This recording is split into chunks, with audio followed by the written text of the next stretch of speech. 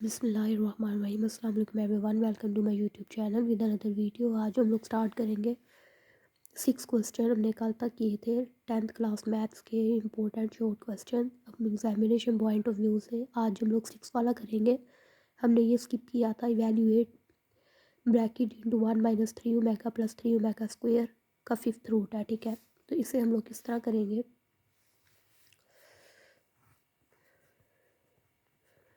2 marks के short question है examination point of view से। पंजाब के जितने बोर्ड हैं उनके लिहाज से मोस्ट इम्पोर्टेंट क्वेश्चन है। बाय टेकिंग हमने क्वेश्चन लिख लिया, फिर बाय टेकिंग कॉमन, क्या कॉमन लेंगे वो मैं आपको बताती हूँ। वी गेट, हमने क्या करना है कि 1 - 3, ये जो है ना इन दोनों में 3 है ना, तो 3 कॉमन निकाल लेंगे। अंदर आ जाएगा ओमेगा प्लस ओमेगा स्क्वायर और बाहर ब्रैकेट में आ जाएगा 5, राइट। सॉरी यहाँ पे माइनस है, तो यहाँ भी हमारे पास यहाँ प्लस हो जाएगा। -3 कॉमन ले लिया ना, यहाँ भी -3 है, यहाँ भी -3, -3 कॉमन आ गया, अंदर आ गया omega minus minus plus omega square. अब हमें एक चीज़ पता है कि 1 प्लस ओमेगा स्क्वायर इक्वल होता है 0 के, ठीक है। तो हमें किसकी वैल्यू फाइंड करनी है, ओमेगा प्लस ओमेगा स्क्वायर की। तो प्लस का 1 इधर आके माइनस का 1 हो जाएगा, तो ये भी इक्वल है -1 के।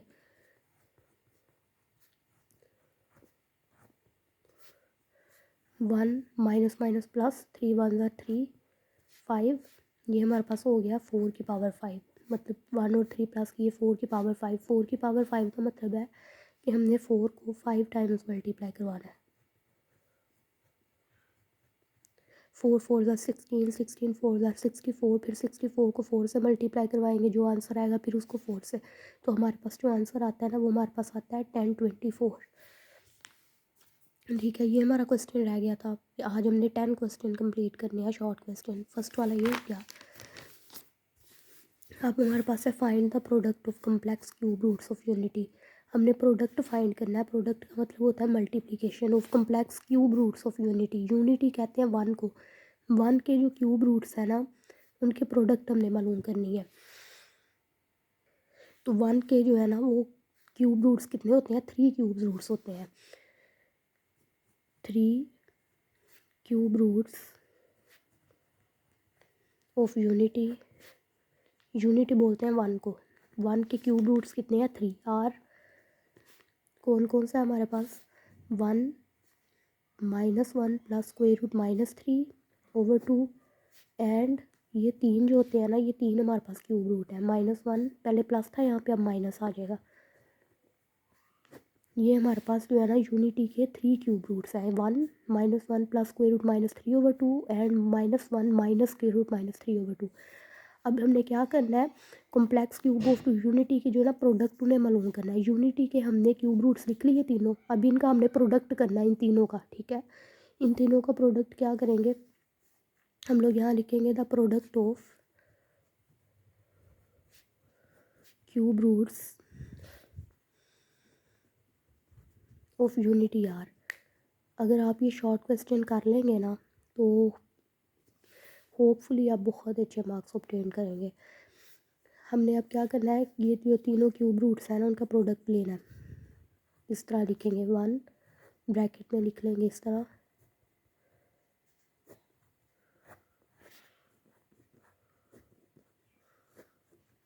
ये हो गई यूनिटी के तीनों क्यूब रूट्स, इनका प्रोडक्ट आ गया। मतलब 1 इसके साथ मल्टीप्लाई हो रहा है, ये वैल्यू इसके साथ मल्टीप्लाई हो रही है, ठीक है। तो अब 1 जब इसके साथ मल्टीप्लाई हो, इन दोनों के साथ मल्टीप्लाई होगा तो यही वैल्यूज़ आएंगी ना, तो 1 फिलहाल हम लोग निगलेक्ट करेंगे। अब ये हमारे पास -1 है और ये भी -1 है। -1 को हम लोग लिख सकते हैं -1 का होल स्क्वायर, ये भी -1 है, ये भी -1, इनका होल स्क्वायर आ गया। प्लस माइनस क्या होता है, माइनस स्क्वायर रूट -3/2, ये भी स्क्वायर रूट -3 भी 2 टाइम्स है, हमने 2 टाइम्स लिख लिया। और ये प्लस माइनस माइनस हो गया, ये भी 2 टाइम्स हमने लिख लिया। इसका भी स्क्वायर डिवाइडेड बाय 2 2 टाइम्स है, इसका भी स्क्वायर लिख लेते हैं। तो -1 का स्क्वायर क्या होता है, 1 माइनस स्क्वायर, स्क्वायर रूट से कैंसिल, यहाँ पे आ जाएगा -3 डिवाइडेड बाय 2 का स्क्वायर 4, 1 माइनस माइनस प्लस 3/4, 4/4 आ गया, 4 से कटिंग हो गया, हमारे पास आ गया 1। तो अब हम लोग लिखेंगे ये हमारे पास जो है ना, ये हमारे पास आ गया product of complex cube root of unity, मतलब यूनिटी के जो क्यूब्स रूट है ना, ये वाले तीनों, इनका प्रोडक्ट करें ना मल्टीप्लिकेशन, तो भी हमारे पास 1 ही आंसर आता है, ठीक है। तो नेक्स्ट हम लोग करेंगे, नेक्स्ट हमारे पास शॉर्ट क्वेश्चन है, if the ratios 3x+1, ratio 6+4x and 2:5 are equal, find the values of x। अगर कहता है ये रेशो और ये वाली रेशो, अगर ये वाली रेशो और ये रेशो इक्वल है ना, तो हमने x की वैल्यू फाइंड करनी है। तो हम लोग इसको इस तरह लिखेंगे 3x+1 रेशो 6+4x। क्या कहता है, ये वाली रेशो इस रेशो के इक्वल है, इक्वल का निशान लगाएंगे 2:5। अब हमें पता है कि प्रोडक्ट ऑफ, ये हमारे पास प्रोडक्ट ऑफ मीन जो होता है वो प्रोडक्ट ऑफ एक्सट्रीम के इक्वल होता है। हम लोग लिखेंगे प्रोडक्ट ऑफ मीन इक्वल है हमारे पास प्रोडक्ट ऑफ एक्सट्रीम के। मीन हमारे पास ये दोनों वैल्यूज़ हैं, 6+4x मल्टीप्लाई होगा 2 से, और 3x+1 मल्टीप्लाई होगा 5 से। तो 6 को 2 से मल्टीप्लाई करो 12, 4x को 2 से मल्टीप्लाई करो 8x, 3 को 15 5 से मल्टीप्लाई करो 15, और ये x प्लस 5 1 ज़ार, ये 1 को 5 से किया 5। हमने x की वैल्यू फाइंड करनी है। 12 सिंपल वैल्यूज़ एक साइड पे कर लेंगे, ये प्लस का 5 इधर आके माइनस का हो जाएगा, और x वाली वैल्यूज़ एक साइड पे, प्लस का 8x इधर आके माइनस का 8x हो जाएगा। 12 में से 5 माइनस किए 7, 15 में से 8 माइनस किए 7x। हमने x की वैल्यू फाइंड करनी है, ये 7x के साथ मल्टीप्लाई हो रहा है, इधर आके 7 के नीचे डिवाइड हो जाएगा, कटिंग होके x की वैल्यू आ गई हमारे पास 1, राइट। अब हमने नेक्स्ट हमारे पास शॉर्ट क्वेश्चन है, if y directly proportional 1/x and y equal to 4 when x equal to 3, find x when y equal to 24। अब यहाँ हमने क्या करना है, कहता है अगर y डायरेक्टली प्रोपोर्शनल है 1/x के, एंड सॉरी इन्वर्सली प्रोपोर्शनल है 1/x के, इन्वर्स में है ना ये 1x जो है, and y inversely proportional x के, एंड y इक्वल है 4 के, when x equal to 3 find x। कहता है जब x की वैल्यू 3 है और y की 24 है, तो फिर नहीं, अब y डायरेक्टली प्रोपोर्शनल 1/x है और y 4 है, when x equal to 3 find x when y equal to 24। तो हम लोग ये करते हैं क्वेश्चन, पहले तो हम लोग लिखेंगे y directly proportional x, proportionality हटाएंगे तो हमारे पास आ जाएगा कांस्टेंट, कांस्टेंट हम लोग यहाँ k यूज़ कर लेंगे, ठीक है। तो इसको हम लोग नाम दे देंगे इक्वेशन 1 का, राइट। अब हमने क्या करना है,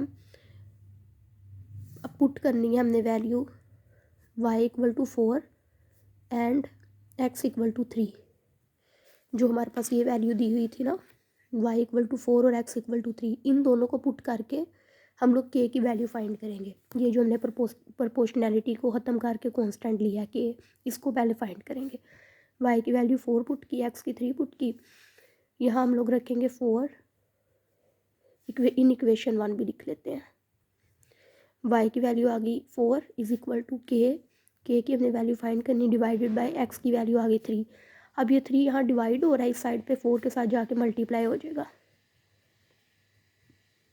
तो k की वैल्यू हमारे पास आ जाएगी, 4 को 3 से मल्टीप्लाई किया 12, ठीक है, 12 आ गई हमारे पास। नेक्स्ट हमारे पास क्या आया, कहते हैं अगर y की वैल्यू 24 है ना, तो फिर x की वैल्यू फाइंड करें। तो अब हम अगेन क्या करेंगे, पुट, अब हम k की वैल्यू भी इक्वेशन 1 में रखेंगे और y की भी वैल्यू रखेंगे जो 24 है, फिर हमें x की वैल्यू फाइंड होगी। Put y k is equal to 12 and y equal to 24 in equation 1। तो y की जगह हमने रखा 24, k की जगह आ गई 12 डिवाइडेड बाय x, हमने x की वैल्यू फाइंड करनी है। अब ये जो x डिवाइड हो रहा है ना, ये 24 के साथ मल्टीप्लाई हो जाएगा, इक्वल टू 12 आ जाएगा। अब हमने x की वैल्यू फाइंड करनी है, x इसको इधर ही रहने देंगे क्योंकि ये 24 के साथ मल्टीप्लाई हो रहा है। अब ये 12 के नीचे आके डिवाइड हो जाएगा 24, 12 1 ज़ा 12, 12 2 ज़ा 24, x की वैल्यू हमारे पास आ गई 1/2। अब नेक्स्ट हम लोग देखेंगे find omega square if omega equal to -1 plus square root -3/2। कहता है ओमेगा स्क्वायर की वैल्यू फाइंड करो अगर ओमेगा की वैल्यू ये है। तो हमें ओमेगा की वैल्यू दी हुई है, ठीक है। तो हम लोग इस तरह लिखेंगे ओमेगा की वैल्यू। अब हमने क्या करनी है, ओमेगा स्क्वायर फाइंड करना है। हम लोग इसके दोनों साइड पे स्क्वायर ले लेंगे ओमेगा की वैल्यू के, स्क्वेयरिंग ऑन बोथ साइड्स। इसका भी स्क्वायर आ गया,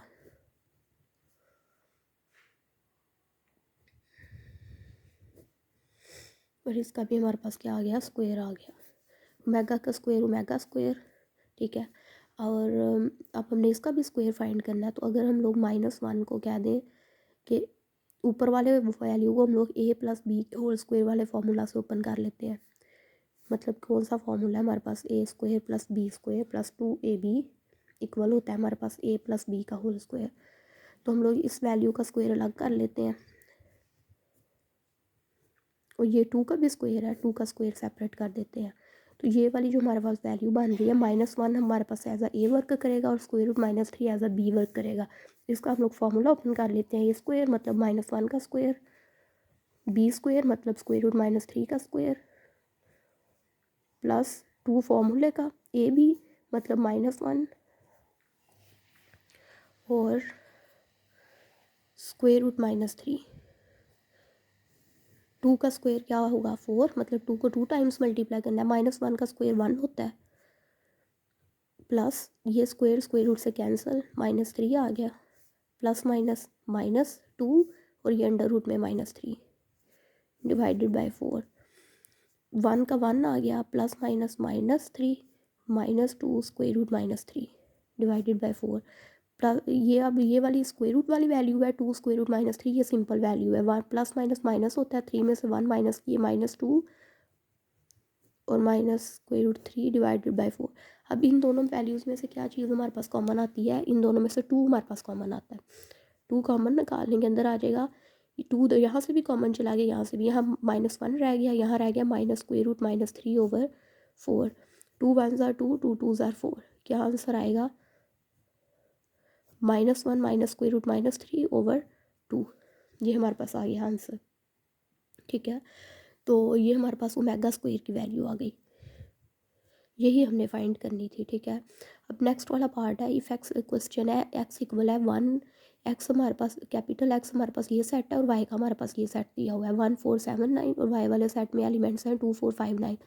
हमने वाई इंटरसेक्शन एक्स वाई वाले सेट की एक्स वाले सेट से इंटरसेक्शन करनी है। इंटरसेक्शन में क्या करते हैं, जो एलिमेंट सेम होते हैं दोनों सेट में वो लिखते हैं।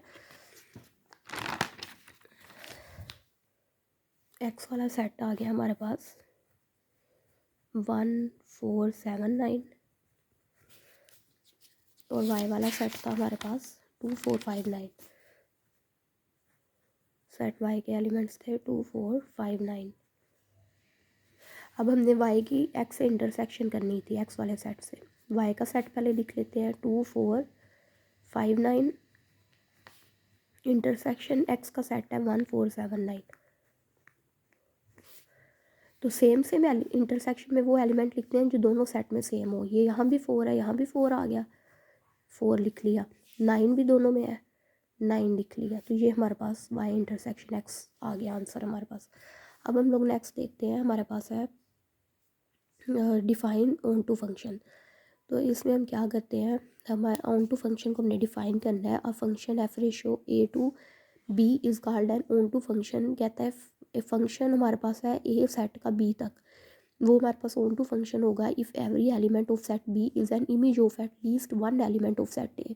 कहता है अगर बी सेट के हर एलिमेंट की जो इमेज है वो सेट ए में हो, that is range of F equal to B. तो फंक्शन की जो रेंज होगी वो सेट बी होगा। जैसे फॉर एग्जांपल हमारे पास है इफ़ ए इक्वल है 0 1 2 3, ए सेट में हमारे पास ये एलिमेंट एंड बी इक्वल है 1 2 3, बी सेट में हमारे पास ये एलिमेंट है। देन फंक्शन अप्लाई किया हमने सेट ए से बी तक सच डैट, ये मैपिंग है हमारे पास F ratio A to B.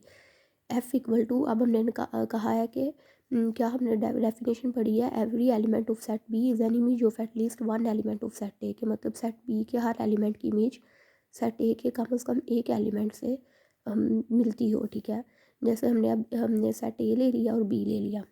अब सेट किस तरह हम लोग इसकी रेंज निकालेंगे, ये हमारे पास ए सेट है, ये बी है, किस तरह हमने निकाली, ऑन टू को किस तरह डिफाइन किया, फंक्शन कैफ लिख लिया इक्वल है 0 1, मतलब एक एलिमेंट सेट ए का और एक बी का, छोटी ब्रैकेट में लिख दिया, फिर 1 2 इस तरह लिख दिया, फिर 2 3 लिख दिया, और फिर 3 को हमने 2 से करवा दिया। हमारे पास ये जो फंक्शन आ गई। हेयर मतलब कोई भी सेम नहीं है, हेयर डिफरेंट सेट एलिमेंट्स हैं, 0 1 1 2 2 3 3 2। हेयर रेंज एफ की कितनी है, 1 2 3, मतलब रेंज के जो एलिमेंट्स होते हैं ना, ये लास्ट वाले होते हैं। ये देखिए 1, ये 2 और ये 3, यहाँ भी 2 है, 2 2 टाइम्स आ रहा है रेंज में, तो इसको हम सिंगल टाइम लिख देंगे। और 1 2 2 टाइम्स है रेंज में, फर्स्ट एलिमेंट्स डोमेन के होते हैं, सेकंड वाले रेंज के होते हैं। 1 का 1 आ गया, ये 2 टाइम्स है, तो 2 को सिंगल टाइम लिख दिया, और ये 3।